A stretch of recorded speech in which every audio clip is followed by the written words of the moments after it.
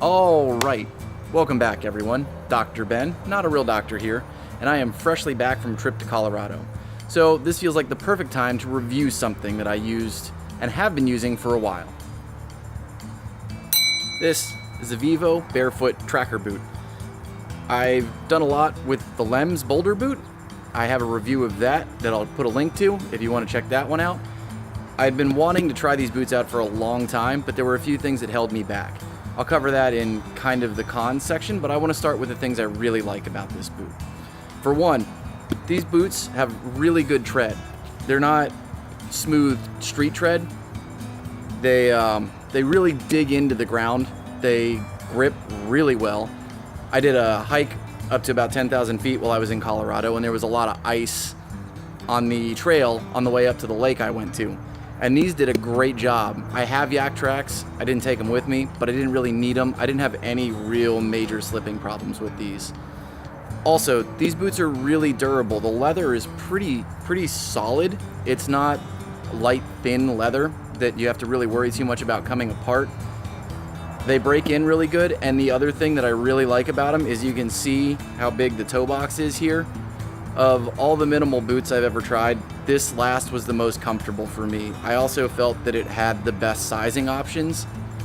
I'll do a side-by-side comparison of the boulder boots and the trackers here in the near future, so you can see the big differences. I think they're probably the two best minimal boots out there. But this is a really comfortable last for my foot.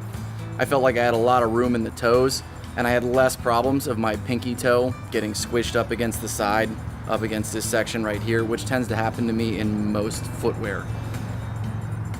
They are pretty warm. They're not insulated, which is kind of a downside, but even still, unless you're standing in snow, they're pretty comfortable down, at least for me, to about 20 degrees without much problem. They have an insole in them that kind of reflects the heat back up to your foot and reflects the cold back down to the ground, which seems to help quite a bit. So they're really comfortable even in pretty cold conditions.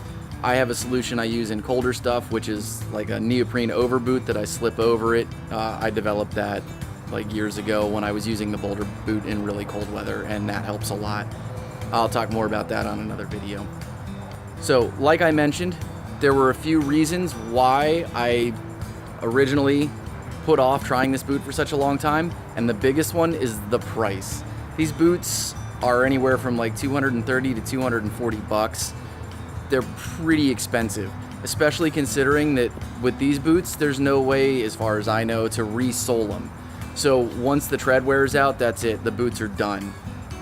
I could be wrong. If anybody has a resource for resoling these boots, please let me know, because that would make me really happy. So like I mentioned before, they're not really a winter boot because they are not insulated. If you're standing in deep snow, your feet are gonna get cold. If you size up a little bit and wear like a sock liner with a heavier wool sock, they'd probably do decent. They are completely waterproof, which is a big plus. You're not, even if the leather gets wet, your feet aren't gonna get wet.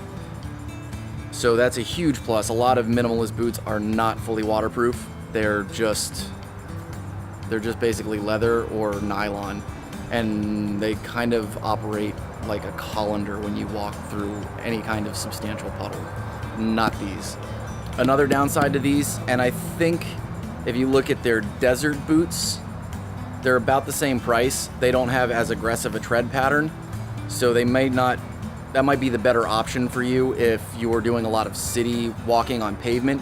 But pavement chews up these treads pretty quick. They're definitely designed more for like an off-road kind of deal. So it's a really good hiking boot.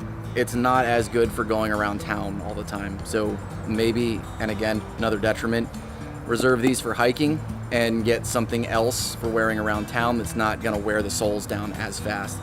Because one of the big benefits is the grippy tread, and once you wear the grippy tread down, it's not so great for off-road hiking anymore.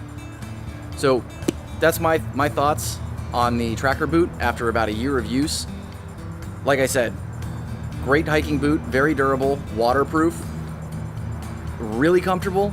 My favorite last that I've used in a minimal boot, but they're very expensive. Pavement kind of wears down the tread pretty quick. You can't resole them, and they're not insulated. I'll include some links down in the details below so you can check out more or pick them up if you want. Hit me up with any questions down in the comments below. If you liked the video, smash that thumbs up button. And if you haven't subscribed, please subscribe. And until next time, keep your life in motion.